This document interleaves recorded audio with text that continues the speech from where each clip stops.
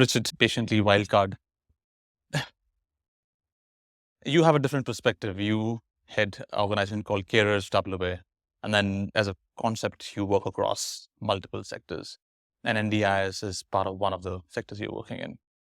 Before you talk about what are the trials and tribulations of carers, give us the context in terms of number of carers statewide, and give us some numbers and give us the context on that front before you talk about.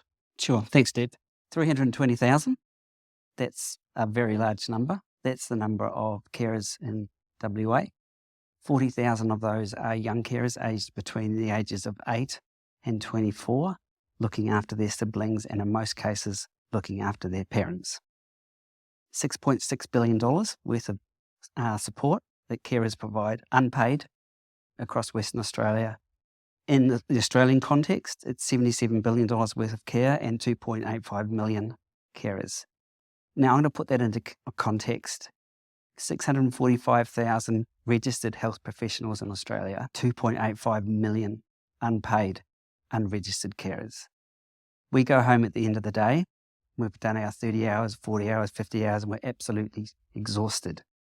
Half of carers across the country do 109 hours of care per week. There's only 140 odd hours in a week. That's the context of caring in Australia and in Western Australia. We talk about NDIS being the only lifeboat or the only single door entry. What happens when that door is closed or when that lifeboat is full? Carers and family members pick that up. And I think there is a lot of work to be done in the NDIS space that recognises informal care. They talk about informal care a lot, but what does that mean? It means the brothers, the sisters, the mothers and the fathers of the person with a disability receiving the supports. They pick up that extra work, and yet there's no recognition of the work that they do. So let's take a holistic approach of actually supporting the whole family and the person around getting the support. That's how we build an inclusive model.